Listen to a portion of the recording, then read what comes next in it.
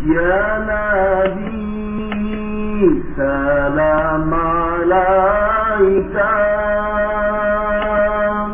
Ya Rasul salam alaika, Ya Abi salam alaika,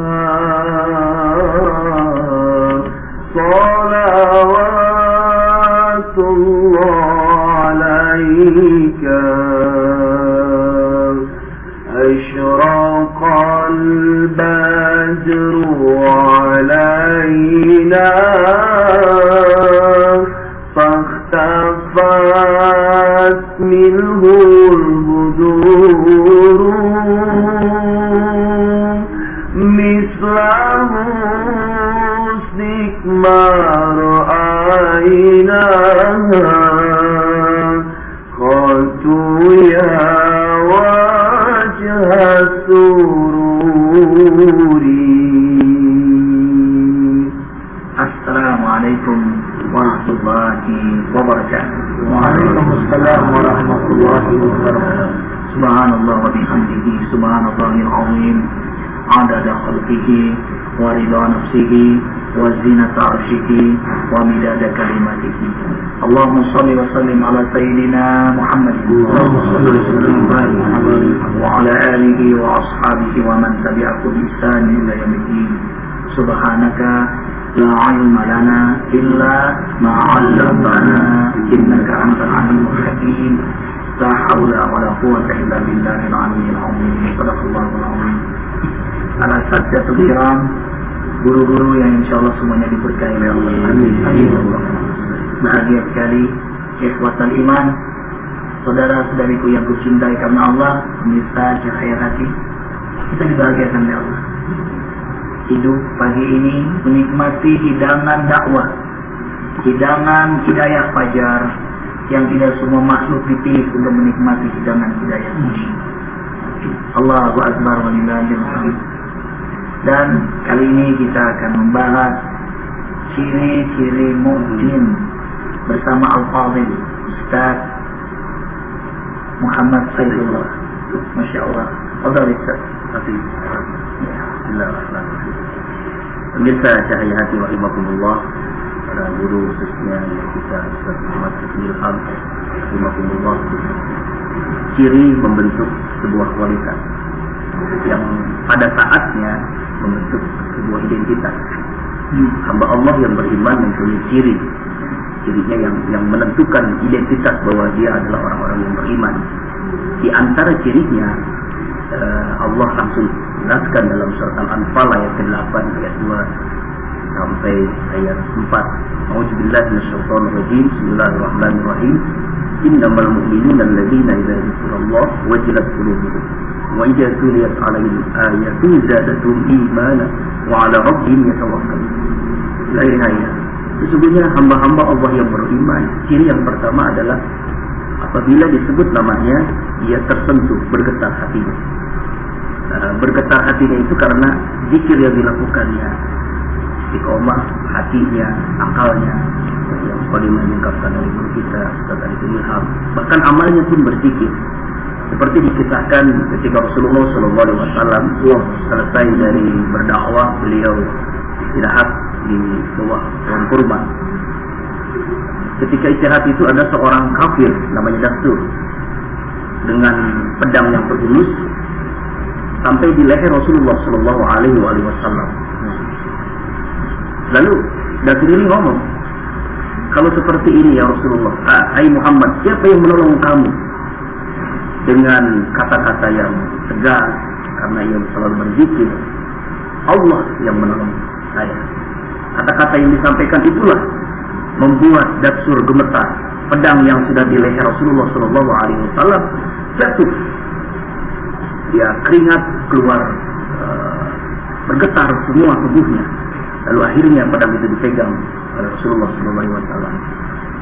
Lalu Rasulullah bertanya kepada Dastur, hai Dastur, kalau ini yang terjadi, siapa yang menolong kamu? Engkau ya Rasulullah SAW. Lalu Rasulullah memaafkannya. Jadi cerita ini kita ambil beberapa hikmah, yaitu akhlak Rasulullah.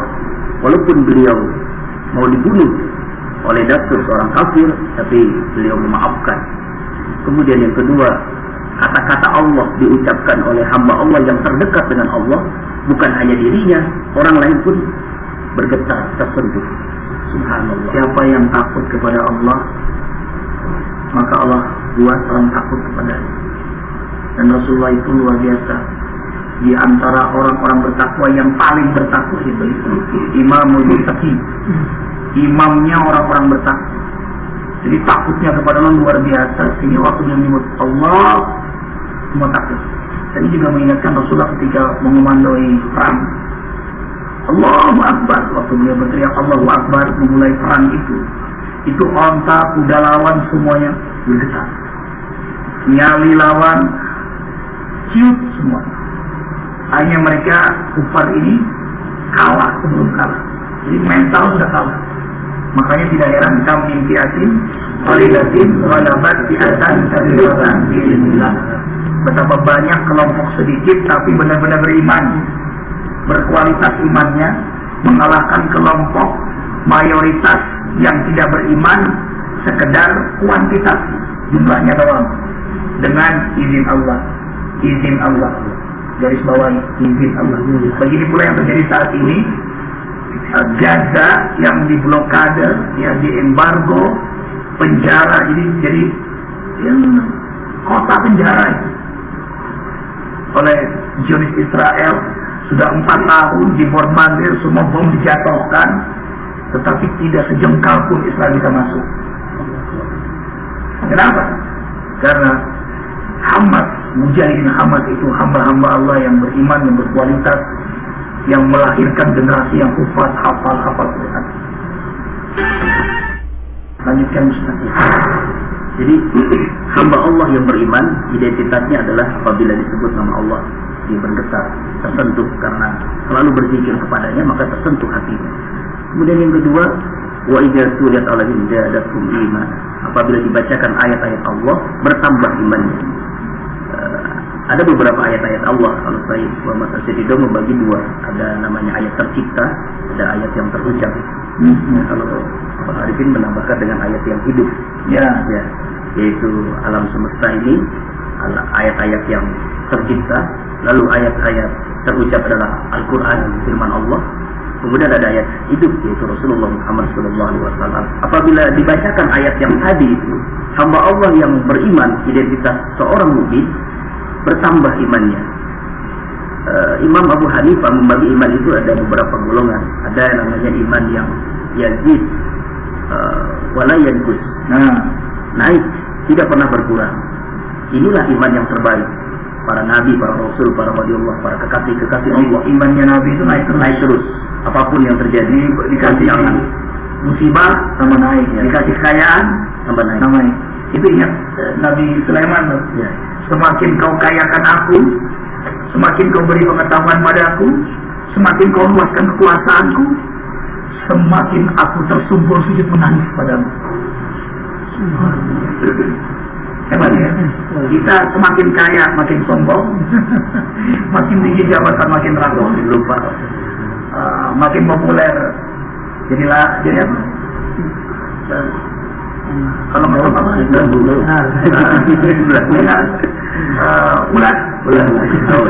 daun jadi bertingkah GR dan sebagainya. Subhanallah, beliau tidak bermujakan dengan rinci kepada kita karena memang beliau master di antara kita. Kita S1, beliau S2, master kungfu ya. Lanjutkan master. Sebenarnya ada hal yang menarik dari peristiwa Nabi Sulaiman. Ini juga mesti kita ingatkan kepada saudara-saudara kita yang kaya raya, cahaya hati yang menyaksikan hikmah fajar kali ini. Satu hari Allah akan berargumen kepada orang yang kaya raya dengan Nabi Sulaiman alaihissalam. Ya Allah ya Rabb, aku ada orang yang kaya raya waktu tinggal di dunia, tapi di balik kekayaannya aku sibuk dan melupakanmu, ibadah sering kami tinggalkan. Apa kata Allah ketika itu? Kau perhatikan hambaku Sulaiman alaihissalam. Ayyu malin aktsaru min mual Sulaiman Nabi Daud alaihissalam. Harta siapa yang lebih banyak daripada harta Nabi Sulaiman alaihissalam? Jangankan rumahnya yang indah, harta pelatarnya juga kayak air bening luar biasa. Tapi di balik kekayaan Nabi Sulaiman alaihissalam, wa huwa lam yatrukil ibadah, Sulaiman tidak pernah tinggalkan ibadah kepada Allah Subhanahu wa taala. Makanya naik rasanya kalau kekayaan ini hanya tolak ukurnya banyak tanah, rumah gedung, mobil mewah, sementara tidak ibadah pada Allah.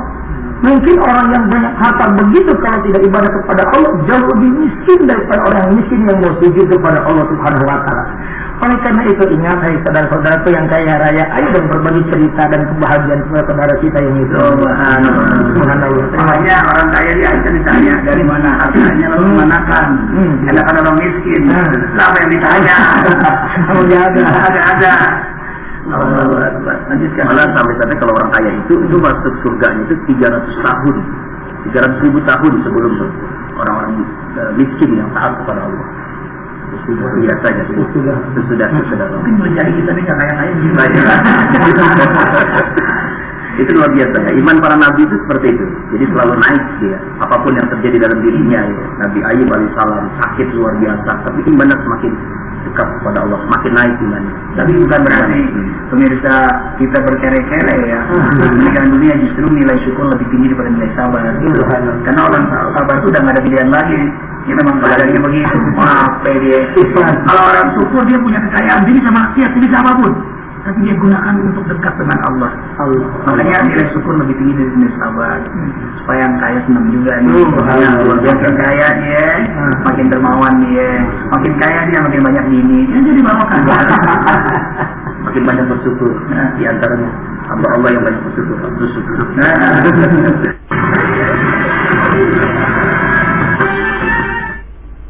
Lalu yang kedua, iman yajib wayangkus, kadang naik kadang turun. Nah, seperti inilah kita.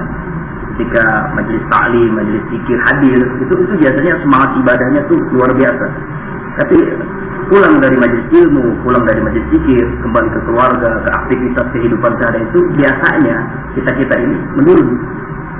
Ya, biasanya kalau dekat-dekat seperti ini nih rajin tahajud. Kalau sudah di rumah itu luar biasa beratnya melakukan aja. Itulah para kita ini iman.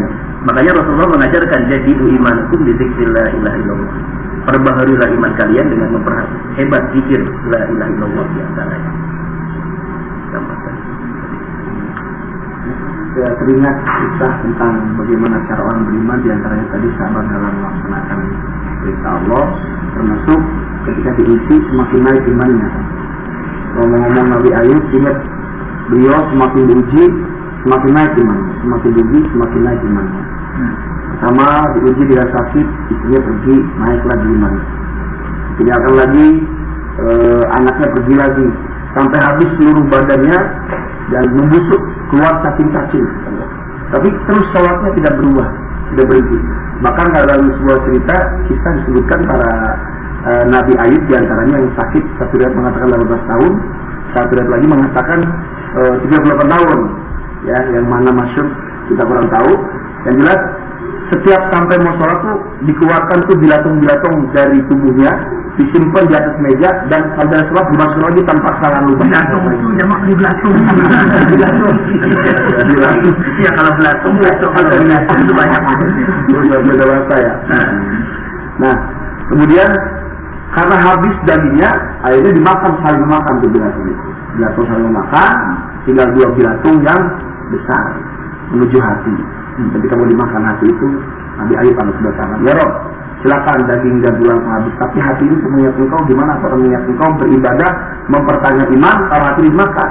Turunlah malaikat Jibril membuang belatung itu satu ke sungai jadi lintah, satu ke sungai jadi ke hutan jadi lembah. Nah ini semakin naik di ujian Allah.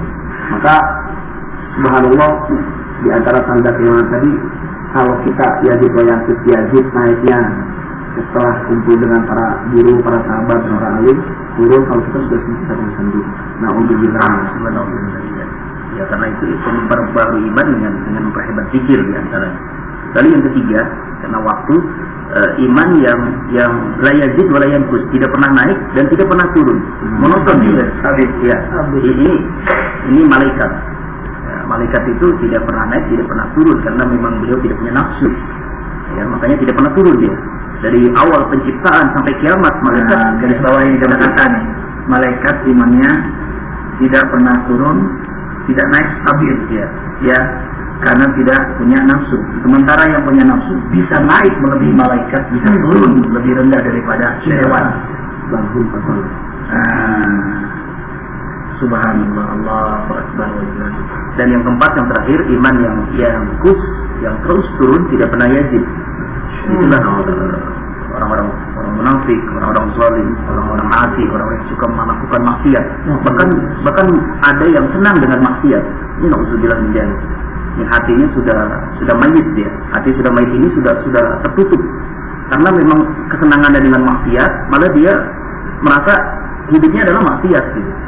Zina, mabuk dan sebagainya. Nauzubillah min dzalik. Wa nazzil al-Qur'an ma huwa shifaa'un wa rahmatun wa la yazidu adh-dhalimina illa khusran. Jadi enggak, Quran dibacakan bukan nambah iman, malah tambah jauh dari Allah, tambah benci dengan Allah. Pengajian malah kalau di TV ini biar antena begini, pindahin ke channel yang lain. Cari yang sepak bola misalnya. Subhanallah. Kemarin lagi juga tadi ketemu ya nenek-nenek. Nenek itu bilang begini, saya kalau lagi dengar acara drama TV, anak saya mati, jualin TV. Ini mau fitnah ini TV. Subhanallah. Ya, memang begitu. Kebaikan, dakwah, pengajian, bukannya dia senang, dia malah benci, malah menjauh dia.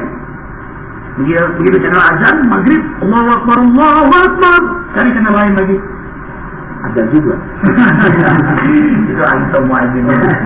Allahu Akbar. Terima kasih Ustaz. Mudah-mudahan iman kita ini ditingkatkan selalu ya Allah, dengan kesenangan mengaji, kesenangan bergaul dengan orang-orang saleh, kesenangan berzikir, kesenangan membaca Quran. Ya. Allahu Akbar. Subhanakallah wa bihamdika, asyhadu an la ilaha illa anta, astaghfiruka wa atubu ilaik. Mohon maaf lahir batin, banyak bicara banyak salah. Wabillahi taufiq wal hidayah. Assalamualaikum warahmatullahi wabarakatuh. Ya Nabi salam alaika, Ya Rasul salam alaika, Ya Habib salam alaika, salawatullah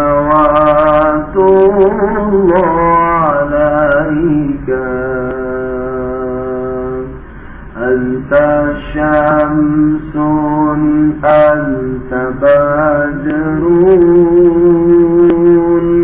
anta nurun fawqa nurin, anta iksiru wa ghali, anta misbahu sudur.